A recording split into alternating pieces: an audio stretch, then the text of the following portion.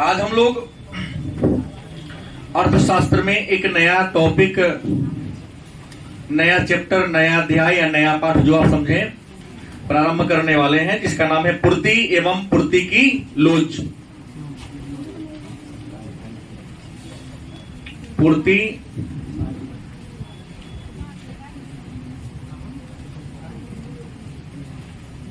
एवं पूर्ति की लोच।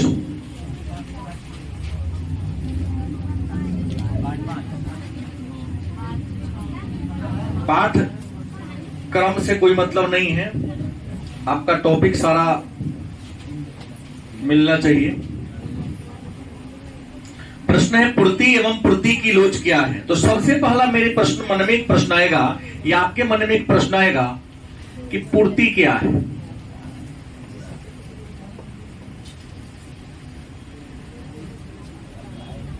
एक प्रश्न हम सबके मन में अक्सर उठ ही जाता है कि पूर्ति है क्या।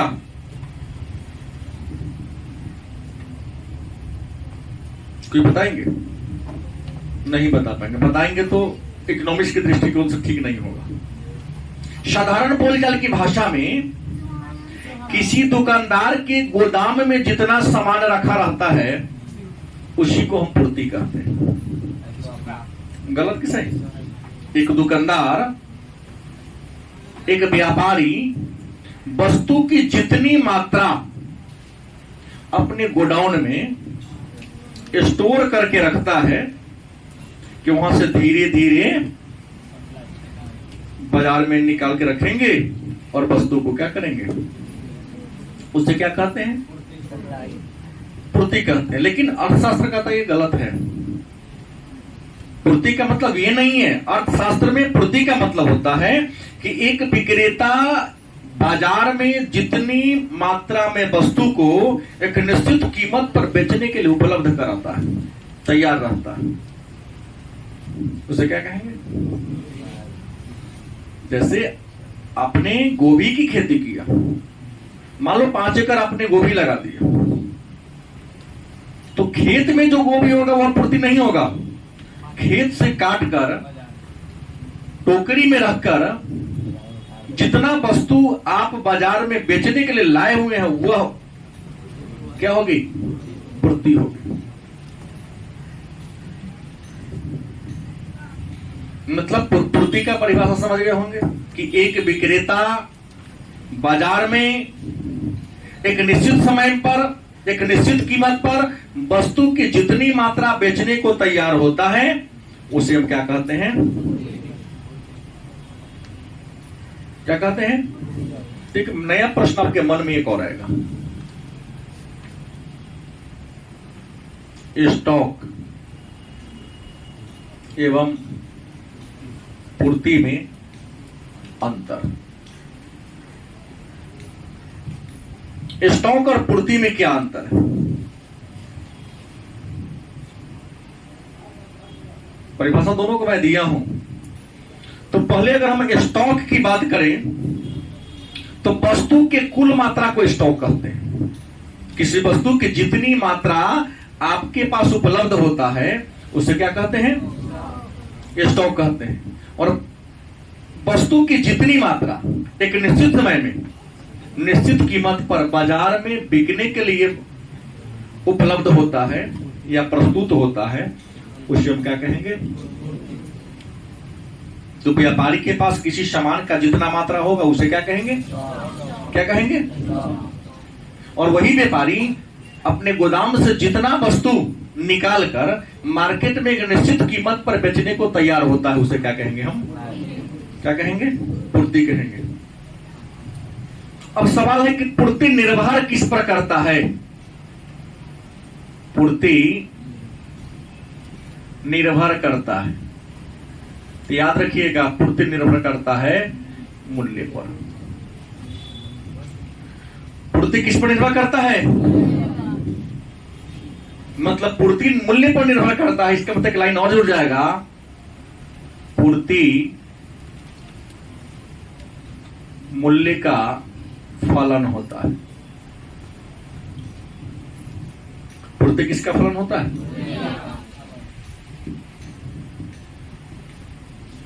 और मांग का नियम हमने क्या पढ़ाया था? मांग के नियम को हमने पढ़ाया था, कम दाम पर ज्यादा वस्तु की मात्रा का डिमांड किया जाता है, और दाम जब ज्यादा हो तो वस्तु के कम मात्रा का डिमांड किया जाता है। लेकिन पूर्ति के नियम मांग के नियम का जस्ट उल्टा है। उल्टा क्या है? तो आप देखिएगा, पूर्ति मूल्य का क्या है? फलन है। तो हम इसको तालिका के द्वारा समझा सकते हैं, मूल्य और पूर्ति। पूर्ति के नियम को लिखने से पहले एक तालिका के द्वारा मैं चाहता हूं कि आपके पूर्ति के नियम को समझा दे उदाहरण द्वारा, फिर आप तय करोगे कि पूर्ति का नियम क्या होगा। मान लिया मूल्य 5 प्रति इकाई है, तो पूर्ति होता है मान लो 10। पूर्ति क्या होता है? अगर कीमत बढ़कर 6 प्रति इकाई होता है, पूर्ति बढ़कर 12, कीमत बढ़कर 8 प्रति इकाई होता है तो पूर्ति बढ़कर होता है 15। यदि कीमत घटकर या हम 10 कर दें तो हो सकता है क्या हो जाएगा? क्या हो जाएगा? क्या दिख रहे हैं? मूल्य बढ़ रहा है तो पूर्ति क्या हो रहा है? बात समझ में आ रहा है? मूल्य बढ़ने पर पूर्ति क्या होता है? मूल्य बढ़ने पर पूर्ति, मूल्य यदि घटेगा तो देखिए, मूल्य बढ़ रहा है तो पूर्ति, मूल्य अगर नीचे से ऊपर जाएगा, घट रहा है तो पूर्ति क्या होगी? एक प्रश्न यहां आ गया। मैं पहले आपसे एक प्रश्न करूंगा, फिर मैं दूसरा अपने प्रश्न का उत्तर देना चाहूंगा। प्रश्न ये करूंगा, सबसे कमजोर कौन है पता ही नहीं चल पाता है। खरा हुई। मांग के नियम में हमने पढ़ाया है, कम वस्तु का कीमत गिरेगा तो मांग क्या होगा? मांग बढ़ेगा। मतलब वस्तु की कीमत में और वस्तु के मांग में कैसा संबंध है? कैसा रिलेशन है? ऋणात्मक। Shut down. कैसा रिलेशन है?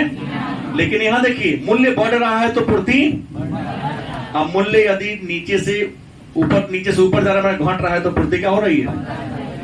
मतलब पूर्ति में कहता है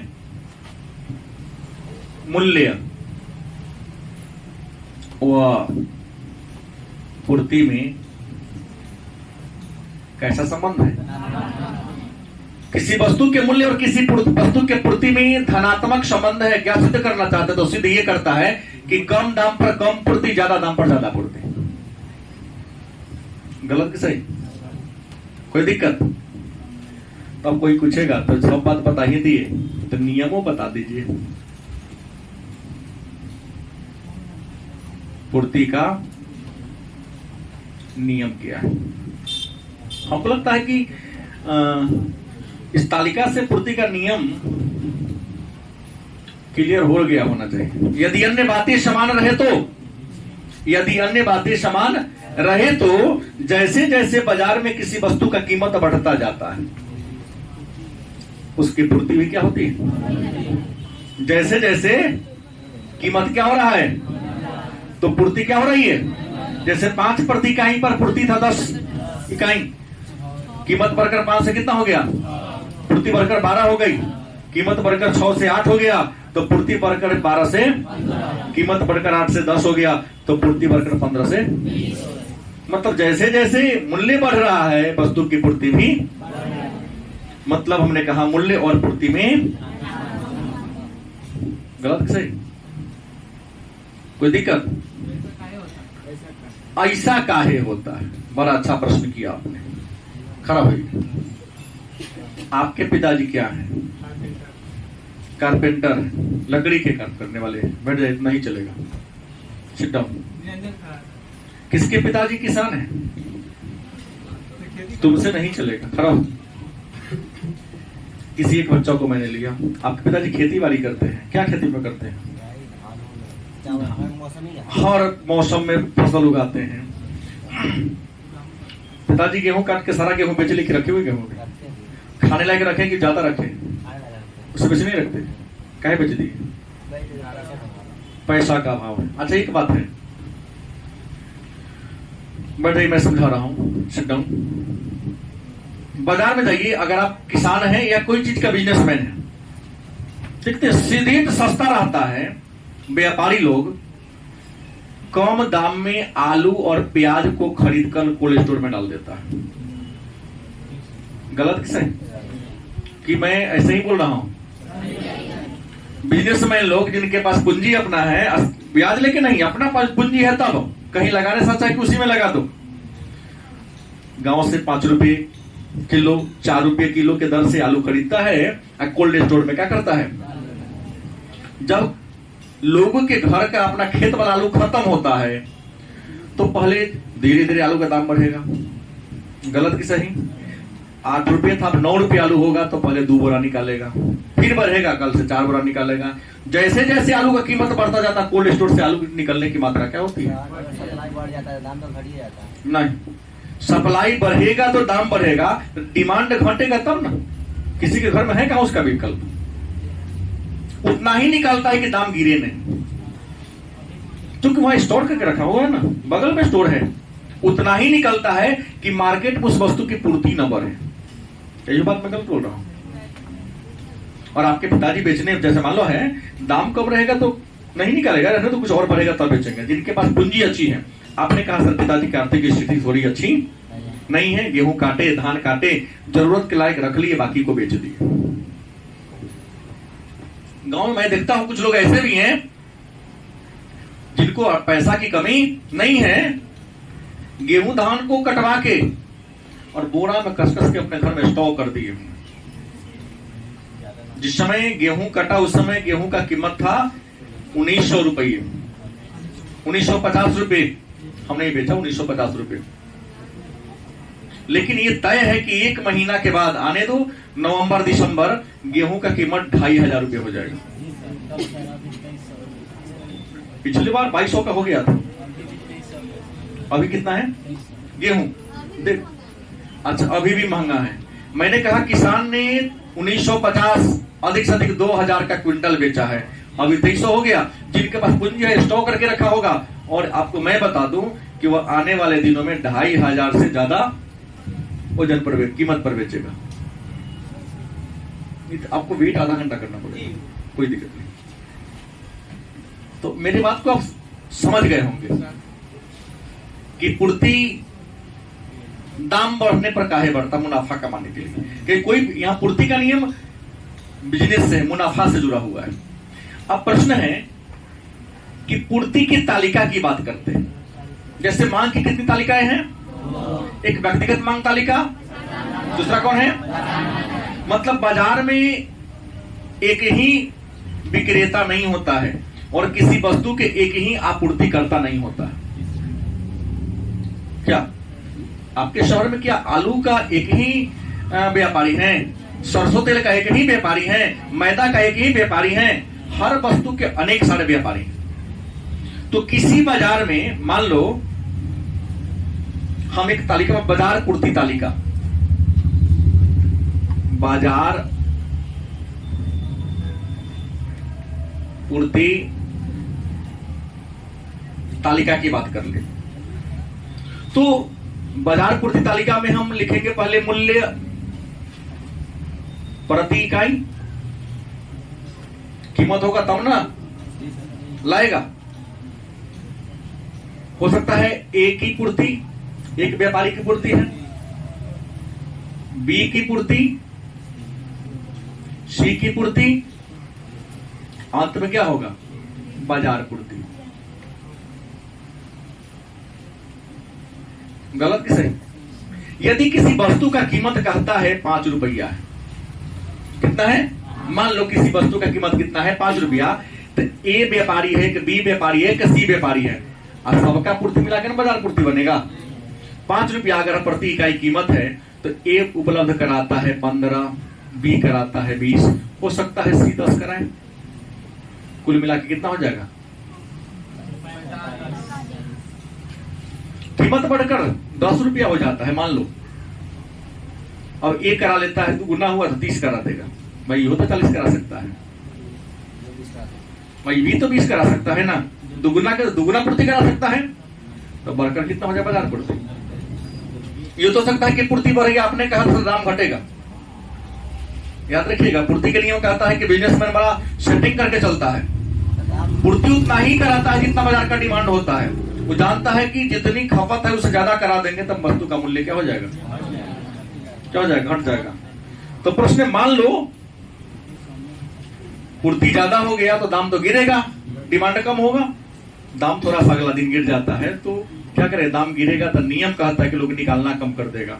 दाम घट के अब 9 रुपया होगा, तब यह 25 लाएगा, 35 लाएगा, हो सकता है 18 लाए। दाम थोड़ा और घट गया, घटकर 8 प्रति इकाई हो गया, तो हो सकता है यह 20 लाए, यह 30 लाए और यह 15 लाए। गलत सही नियम है। दाम घटता है तो व्यापारी अपने स्टॉक से माल को निकालना बंद कर देता है कि नहीं दाम बढ़ेगा तो आप बेचेंगे। तो सब्जी का दुकानदार भी आप नहीं जानते, इतना आप जान लीजिए, खेत में से उतना ही उखाड़ता है जितना कि बाजार का डिमांड होता है। नहीं खराब होता है ना, तो बिजनेसमैन दिमाग लगाया हुआ है कि उसको दूसरे शहर में सप्लाई कर देगा। नहीं करता था, नियम इकोनॉमिक्स का छोटा किसान पर नहीं चलता है। यदि अन्य बातें समान रहे तो सब देखा जाता है, क्योंकि सब बात लगेंगे सब नियम फेल हो जाएगा। यहाँ पहला बात है हर वस्तु पर, जैसे एग्जांपल में अभी गोभी 80 रुपये है, तो कितना आधा किलो है, कितना 1 किलो। हाँ हाँ, अगर वही गोभी 20 रुपये हो जाएगा तो चाहे 10 रुपये हो जाएगा तो 5 केजी 10 केजी लेना चाहिए। कहीं नहीं, कीमत घटेगा तो उसका तो व्यय पर ना, उसकी इनकम पर ना करता है। कोई आदमी की इनकम पर, बहुत लोग अभी गोभी खरीदो नहीं खरीदा है। बहुत ऐसे लोग हैं जो गोभी कभी खरीदे ही नहीं है, खरीदे हैं नहीं, बहुत लोग नहीं खरीदा होगा। नहीं, आप स्टूडेंट हैं, बीसीए वाले हैं, छोड़ दीजिए, पिताजी की तरफ से मिलता है खा रहे हैं, लेकिन बहुत लोग को मैं बात बोला हूं, गार्जियनशिप, बहुत ऐसे लोग होंगे जो गोभी अभी नहीं खरीदा होगा, लेकिन में खाने के लायक भी नहीं है, मजबूरी है, जीवा का स्वाद है। हर दिन तक कद्दू खाते आ रहे, घिउरा खाते आ रहे हैं, परवल तो खाते खाते परवल देखकर ही घृणा आ रहा है। सही बोल रहा हूं। आप लोग जैसे लोग कंप्लेन डेली आता है, बाल बच्चों का कंप्लेन, क्या पापा हर दिन परवल ही लाते हैं। नहीं तो 4 दिन गोभी लाएंगे, ले जाएंगे ना गोभी, तो गोभी के प्रति भी रुचि घटती जाएगी। तो चेंज करना हमारी क्या है, मजबूरी। तो मेरा ये कहना है कि बाजार पूर्ति में यहां देख लीजिए, 25, 15, 60 कितना होगा, 68, 78 हो जाएगा। इस बात को समझ गए। एक नया टॉपिक है, तो पूर्ति की रेखा क्या है।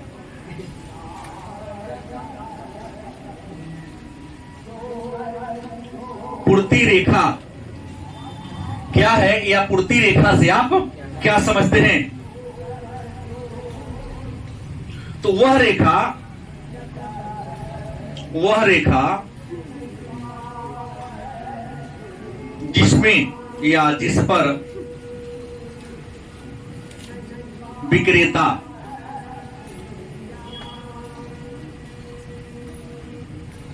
अपने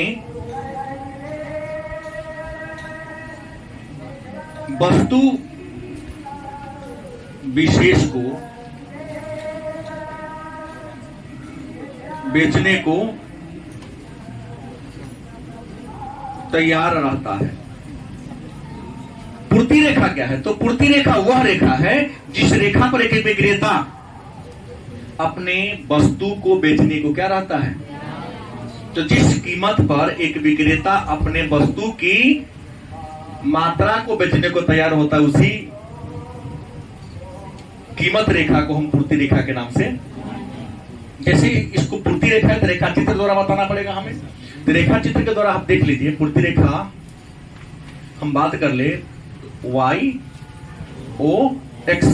हमने हमेशा कहा कि जो लंबवत खड़ी रेखा होती है वहां पर कीमत रेखा होगी, क्या होगी, और ये जो रेखा होगी इसमें हम वस्तु की मात्रा को दिखाएंगे।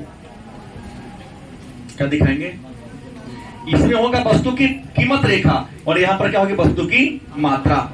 मान लो कि वस्तु का कीमत यहां पर था 10 रुपया, कितना था? और 10 रुपया कीमत था। तो एक विक्रेता यहां पर 60 इकाई, कितना? 60 इकाई बेच रहा है। मान लो यदि वस्तु की कीमत बढ़कर 10 से कितना हो गया? नहीं भाई 15 हो गया, 20 भी कर सकता हूं, कोई दिक्कत नहीं। 10 से बढ़कर कितना हो गया? 15 हो गया। यदि वस्तु का कीमत 10 से बढ़कर 15 हो गया तो निश्चित है कि इसका पूर्ति भी हम हो सकता है 80 न भी ले सकता हूं। गलत कि सही? और मान लो कि वस्तु की कीमत ठीक है 10 से 15 हो गया तो पूर्ति भी 10 पर 60 था तो 15 पर कितना हो गया? 90 हो गया। क्योंकि कोई भी आदमी चाहता है कि दाम बढ़ता है तो जल्दी बेच के सामान को फायदा कमा ले। दाम बढ़ रहा है तो सोचता है कि स्टॉक में रखेगा तो सड़ेगा, खराब होगा, इससे अच्छा है कि बेच के अधिक से अधिक क्या कर ले? मुनाफा कमा ले।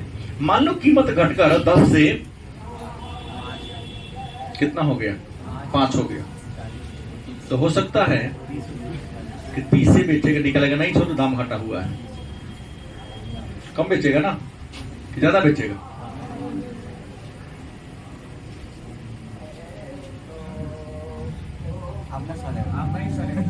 है बात नहीं समझे? वो अलग बात है, हमने आपको कहने के लिए बोला। अब सड़ेगा कि नहीं सड़ेगा इससे अलग बात है, लेकिन एक बिजनेस बढ़िया का उद्देश्य क्या होता है? मुनाफा कमाना। स्थिति का अनुसार हो सकता है, जैसे मतलब कोई भी स्थिति ऐसा आता है जो मतलब ज्यादा बातें अलग हो, हमको उससे मतलब नहीं है। पूर्ति का नियम सीधा कहता है, उसकी तो व्यवहारिक बात पर आप लोग केवल जा रहे हैं। यहाँ सैद्धांतिक बात हो रही है, व्यवहारिक बात से नियम नहीं चलता है। व्यवहारिकता के आधार पर कोई नियम नहीं बनता है। नियम सिद्धांत क्या जी के अनुसार दिखाया जाता है। कीमत 10 है तो पूर्ति 15, कीमत घट गया, होता है कि कुछ दिन और रहने दो गोदाम में, कीमत बढ़ेगा, ज्यादा फायदा होगा। तो 5 होगा तो पूर्ति कम कर देगा, लेकिन कीमत बढ़ गया तो पूर्ति क्या करेगा? ज्यादा कर देगा। ये जो रेखा हम मिलाएंगे, ये रेखा कहलाएगी एस सप्लाई की रेखा। कौन रेखा कहलाएगी? एस फॉर सप्लाई, मतलब हिंदी में इसको मैं बता दूं पूर्ति की रेखा।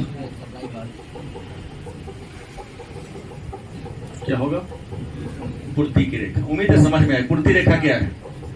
तो पूर्ति की रेखा वह रेखा है जिस रेखा पर एक विक्रेता अपने वस्तु की निश्चित मात्रा को बेचने को क्या होता है? तैयार होता है। उसे क्या कहते हैं?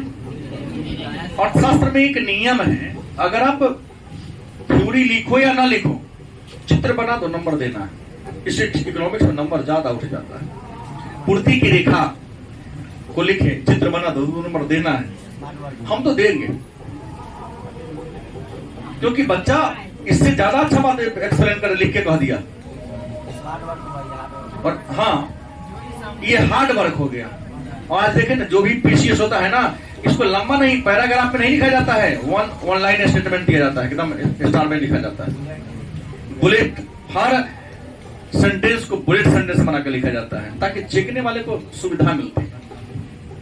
वो कथा की तरह हाँ लंबा लंबा लिखने की कोई जरूरत नहीं है। ग्राफ्टिंग कर देता है, सीधा नहीं लिखता है। लोग देखो कि टॉपर का नोट्स में देखो ग्राफ्टिंग कर दिया है। हाँ, और उसी पर 96 मिल के टॉप लोग कर रहे हैं। ये कर दीजिए। उम्मीद है पूर्ति रेखा क्या है। अब प्रश्न है तो पूर्ति रेखा का झुकाव की बात करते हैं। पूर्ति की रेखा दाएं से बाएं क्यों कर दिया? ये मेरा दाहिना बायां हाथ है, नीचे क्या हो गया? बायां, ऊपर कौन आएगा?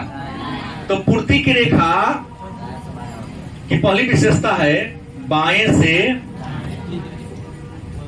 दाएं या नीचे से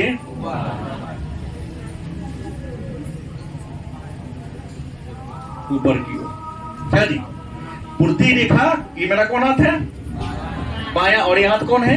अगर मैं इधर खड़ा हो गए तो मेरा ये एक हाथ नीचे वाला हो बायां, और ये मेरा आपका हाथ क्या है? दाहिना। तो पूर्ति की रेखा क्या हो रही है? बाएं से नीचे से ऊपर की ओर जा रही है। तो अब यहां एक प्रश्न आएगा, 2 नंबर का पुनः यहां एक प्रश्न उठेगा आपके सामने कि पूर्ति की रेखा बाएं से दाएं या नीचे से ऊपर की ओर क्यों जाती है? कीमत ज्यादा था, पूर्ति ज्यादा। जी वापस आओ,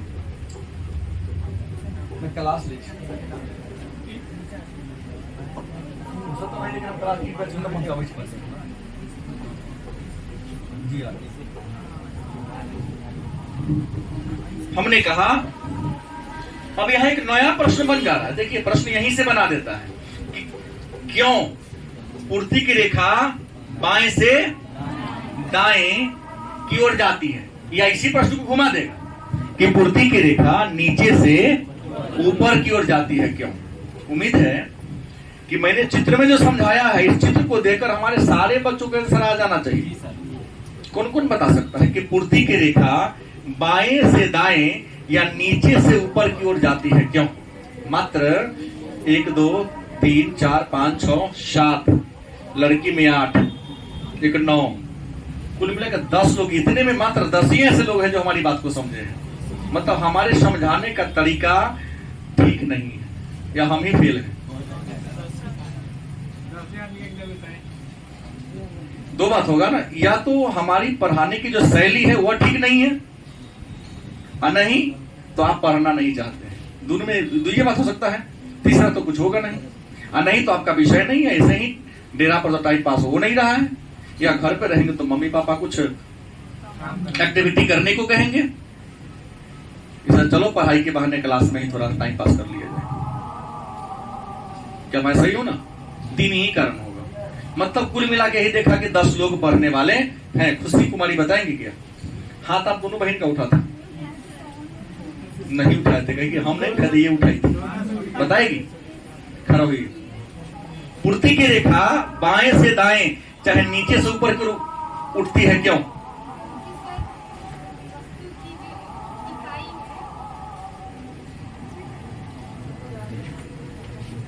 नहीं आ सकेगा, ठीक है आके बैठ जाओ, बाद में बात करेंगे। पूर्ति की रेखा बाएं से दाएं नीचे से ऊपर जाती है क्यों?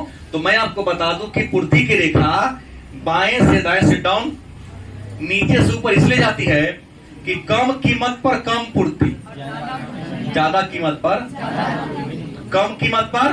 दिखा दिया यहां मैंने, तालिका के द्वारा भी दिखाया। कीमत कम था, पूर्ति कम था। कीमत ज्यादा था, पूर्ति क्या हो गया? हमने यहां भी तालिका में चित्र रेखा चित्र में दिखाया। कीमत 5 रुपया प्रति इकाई, पूर्ति 30 था। कीमत बढ़कर 10 रुपया प्रति इकाई हो गया, पूर्ति बढ़कर 60 हो गया। कीमत बढ़कर 15 रुपया प्रति इकाई हो गया, पूर्ति बढ़कर क्या हो गया? माने पूर्ति कम है, सॉरी मूल्य कम है, कीमत कम है तो पूर्ति भी, और कीमत ज्यादा है तो पूर्ति भी। इसीलिए पूर्ति की रेखा बाएं से दाएं, नीचे से ऊपर की ओर जाती है। इसी बात को कहने में दिक्कत का चित्र देख के कह देना तो ये तो आउट एंसर था, 2 नंबर का। सबसे सुंदर विषय मेरे ख्याल से इकोनॉमिक्स है। परमात्मा ने जो 1350 ग्राम का दिमाग दिया है, उसको यदि अप्लाई करें, सोच लिए किया जाएगा तो उसके लिए भारी है। और जो सोचे कि नहीं दिमाग जितना हम लगाएंगे दिमाग मेरा बढ़ेगा, उसके लिए आसान है। लेकिन आप लोगों ने तो सोच लिया कि सर को पैसा दे दिए हैं, उनका टेंशन है, हम क्या पढ़ने जाए भाई। अब बाकी नीतीश कुमार का टेंशन है, फर्स्ट कराएगा तो अगला साल जीतेगा, ना फर्स्ट कराएगा तो ना जीतेगा। वो तो पैसा बांटने का, वोट में पैसा ना बांट के यही माध्यम से पैसा बांट रहे हैं मेरे ख्याल से, जहां तक हमको समझ में आती है। ये पढ़ने पर 10 रुपया देने की क्या जरूरत है? हमको किसी से मतलब नहीं है। पढ़ने के लिए 10 रुपया देने की क्या जरूरत है? लालच दे के पढ़ेगा, पढ़ेगा तो अगर अपना फायदा होगा, ना पढ़ेगा वो अपना कलर कटवाएगा। कहीं ना कहीं सब वोट बैंक की राजनीति से जुड़ा हुआ है। पूर्ति का नियम क्या है हमने पढ़ लिया। अब है एक बात याद रखिएगा, पूर्ति का नियम क्या है, पूर्ति की तालिका क्या है। पूर्ति की नीति रेखा बाएं से दाएं, नीचे से ऊपर की ओर जाती है क्यों, इस आपको जान लिए। अब पढ़ना है पूर्ति के नियम के अपवाद। हमने कहा ना कीमत कम तो पूर्ति, और कीमत ज्यादा तो अब एक नया प्रश्न मेरे सामने आ रहा है कि पूर्ति के नियम के अपवाद क्या है। याद रखिएगा, हर नियम के, हर सिद्धांत के कुछ न कुछ अपवाद अवश्य होता है। तो ऐसे ही पूर्ति के नियम के भी कुछ अगर हम पूर्ति के नियम की अपवाद की बात करें, क्या अपवाद है पूर्ति के नियम का? तो पूर्ति के नियम के अनेक सारे अपवाद है। जैसे पहला है कि दुर्लभ या कलात्मक वस्तुओं का पूर्ति वक्र सामान्य नहीं होता है। पहला नियम का था दुर्लभ एवं कलात्मक वस्तुओं का पूर्ति वक्र समान नहीं होता है। दुर्लभ वह वस्तु जिसकी मात्रा कम हो या जिसकी उपलब्धता बहुत कम हो, उस वस्तु को दुर्लभ कहा जाता है। कहता गुलर के फूल लाओ, 1 करोड़ रुपया देंगे, खोज के लिए है नहीं तो कहां से लाओगे? 1 करोड़ ना 5 करोड़ देगा तो मिलेगा, क्योंकि वो ऐसा चीज ऐसा फूल होता ही नहीं। वो लोग अचानक तरक्की करने लगता है उसको गुलर का फूल मिल गया, ऐसा थोड़ी ना, तो फूल होता ही नहीं है भाई। अब क्या करेगा? इसमें है कुछ लोग बच्चे हमारे मनीष जैसे मामूदीन जैसे लोग हैं, पढ़ाई लिखाई छोड़ देगा, सबने तो कह दिया गुलर के फूल यदि मिल जाए हम तो धनवान हो जाएंगे, मुकेश अंबानी को ही पछाड़ देंगे। पढ़ाई लिखाई छोड़ के टॉर्च लेके लगे गुलर के फूल, गुलरे की खेती कर देगा। कोनो तो फलेगा, वो सब फूल होता ही नहीं। अब पुष्पी पौधा है वो सब,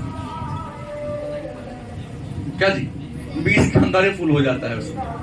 फिर मुद्दे पर आइए, जो दुर्लभ वस्तु है कितनों दाम बढ़ जाएगा, पूर्ति बढ़ाना संभव कि संभव है? नहीं, संभव ही नहीं।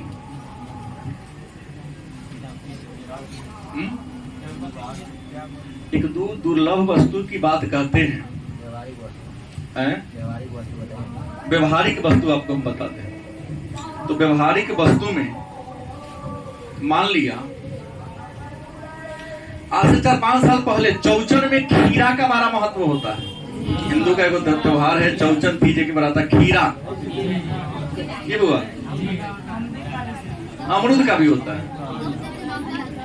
10 रुपये किलो बिकने वाला खीरा अचानक 80 रुपये खीरा हो गया। खीरा कैसे हो गया? 80 रुपया, क्योंकि पूर्ति नहीं हुआ।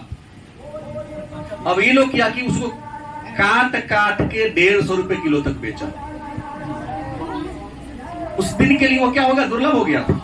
उस दिन के लिए क्या हो गया? दुर्लभ हो गया। जैसे एक दिन की कहानी थी, आज से करीब 2-3 महीना पहले की कहानी, आप लोगों के द्वारा ही मैसेज आया, पार्ले जी बिस्किट की किसी ने, दुकानदार ने, बिजनेसमैन के दिमाग की उपज है, उसने अफवाह फैला दिया, र्यूमर फैला दिया कि जो बच्चा, जो माता अपने बच्चे को पार्ले जी बिस्कुट नहीं खिलाएगा उसका बच्चा मम्मी को खिलाना था। अगर बेटा अपना मम्मी को नहीं खिलाएगा तो मम्मी मर जाएगी और बेटा मर जाएगा। अब हुआ क्या कि पूरे पार्ले की दुकान, छोटका जितना सरल भगटाल, सारा दुकान का पार्ले जी 3 रुपया वाला बिकने वाला पार्ले जी 5 रुपये बिक गया। अरे कुछ लोगों को देखा कि फाड़ के 2 गोली पीस के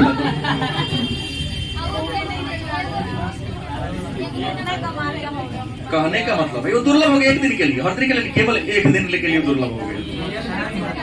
रेल में थोड़ी ना है। अरे पार्ले जी का डिमांड घट गया है, लोग खाना नहीं चाहता है, वो तो नहीं खाता है जल्दी। हम लोग गरीब है जो खा रहे हैं मजबूरी। डाउन महानगर कुत्ता पार्ले जी नहीं डेरी ये खाता है, वो गुड्डे बिस्किट खाता है, हैप्पी खाता है। दुकानदार देखा कि ये हो गया, कैसे बिकाएगा। ऐसा ही कहानी कुछ 2013 की है। नमक, सरकार ने उचित मूल्य की दुकान में नमक बेचवाना शुरू कर दिया। जनरल दुकान में 10 रुपए केजी, डीलर 8 रुपए किलो बेचता था। दुकानदार तो ट्रक के ट्रक मंगा के रखा था, बिकी नहीं रहा था। लोगों ने मीटिंग किया, पेपर में लिखवा दिया कुछ रुपया देके कि नमक का कीमत बढ़ने वाला है। फैल गया थोड़ा ही देर में, तो जानी समझी रणनीति थी, तो सब बिहार के सब पेपर में छप गया, सब जिला का वेंडर छपा दिया। इस बात की जानकारी पहले मिली, किसको फैलाया खबर है, नमक का दाम बढ़ने वाला, फोन करके। तो गांव के जितना दुकानदार था सब दुकान बढ़ के चल 4 बोरा नमक खरीद के डाले। स्टॉकिस्ट ने उसी दाम में उसको दिया कि तुम मेरा पुराना ग्राहक है, इसलिए तुमसे मैं दाम ज्यादा जो 6 महीना पर 2 बोरा बेचता था, वो एक के दिन में 20 बोरा ले लिया कि आराम से बिकाई रहेगा, वही दाम में दे रहा है। हम भी कोचिंग से लौट रहे थे, इधर से गए तो देखे जिसकी औकात 1 किलो खरीदने का था, वो भी 5 किलो खरीद रहा था।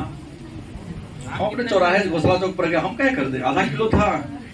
गए तो रामनगरा के कुछ कार्य मतलब घर लोग बना रहा था, कहा कि सर आप नमक नहीं लिए, हम नमक क्यों लूं, बहुत सब खरीद रहा है आपके माला में देख रहे हैं। हमने कहा ऐसा है, जब छोटा ईटा के घर बना दीजिए, 1 किलो नमक कल ही खरीदे थे, उसको बंद करके रखेंगे, कहीं कोई चुरा के ले जाएगा। हम कहीं कुछ नहीं, दिमाग की उपज है। देखिए 2 घंटा के अंदर में डीएम साहब अनाउंस करवाएंगे, और मैं भी देखा हूं, हमारे डेरा क्लब में दलित बस्ती है, 1 घंटा के बाद सब दुकानदार को पीटेगा। सेम कंडीशन वही हुआ। इधर से गए तो 5-5 किलो लेकर हंसते जा रहा था, उधर से लौटते कुछ लाठी लेके, दुकानदार का नाम नहीं कहूंगा, फिर ना तो एक आध लाठी दिया है, ना करेगा तो हमको इतना जरूरत नहीं था। दुकानदार ने फेरा, उसको वापस लिया। डीएम साहब ने सीधा कहा कि नहीं, नमक कभी घटने वाला जब तक रहेगा समुद्र तब तक नमक ना घटेगा, क्योंकि समुद्र के पानी से ही नमक बनता है। 6200 किलोमीटर समुद्री तट लगता है, 6500 का है, कहते हैं 7500 का हुआ। हाँ 75 है, ये है तटीय रेखा 6100 है, द्वीप सहित लेके 7516 किलोमीटर है। तो मेरे पास 7516 किलोमीटर लंबाई है, तो कैसे हमको घट जाएगा नमक? गलत वो है, हमको पता, सही बोल रहा हूँ। तटीय है 9 राज्य का 6100 किलोमीटर, और द्वीप सहित 7516.16 किलोमीटर। कोई बात नहीं, किसी एक का बात चले। दूसरा बात, मौसम का प्रभाव। दूसरा क्या है? मौसम का प्रभाव। देखिए मौसम का प्रभाव कहने का सेंस ये हुआ, मौसम के प्रभाव के कहने का मतलब ये हो गया, हर वस्तु का एक मौसम होता है। गलती की सही? जैसे अभी गोभी का मौसम नहीं है, अभी तरबूज का मौसम है, नहीं है। अचानक कितनों तरबूज का डिमांड बढ़ जाएगा, कीमत बढ़ जाएगा, तो क्या दुकानदार उसकी पूर्ति बढ़ा देगा? नहीं बढ़ाएगा। अधिक से अधिक उतना ही बढ़ाएगा जितना कि स्टॉक में रख ले होगा, दाम बढ़ा देगा। मान लो तोरा पास 1 गो है, ग्राहक कहेंगे 5 गो के, कहेगा हम 1 लाख हम देंगे, तो दूसरा का कहां से दोगे? रहेगा तब ना। तो मौसम, मौसमी वाला चीज है, उसी की पूर्ति को बढ़ा सकते हैं। जिसका मौसम नहीं है उसकी पूर्ति को आप नहीं बढ़ा सकते हैं। अचानक अभी सीतामढ़ी शहर में 10 टन गोभी का डिमांड हो जाएगा, कहां से लाएगा दुकानदार सब? कहेगा हम 100 रुपए किलो देंगे, 10 टन दीजिए, देगा? नहीं देगा। तीसरा,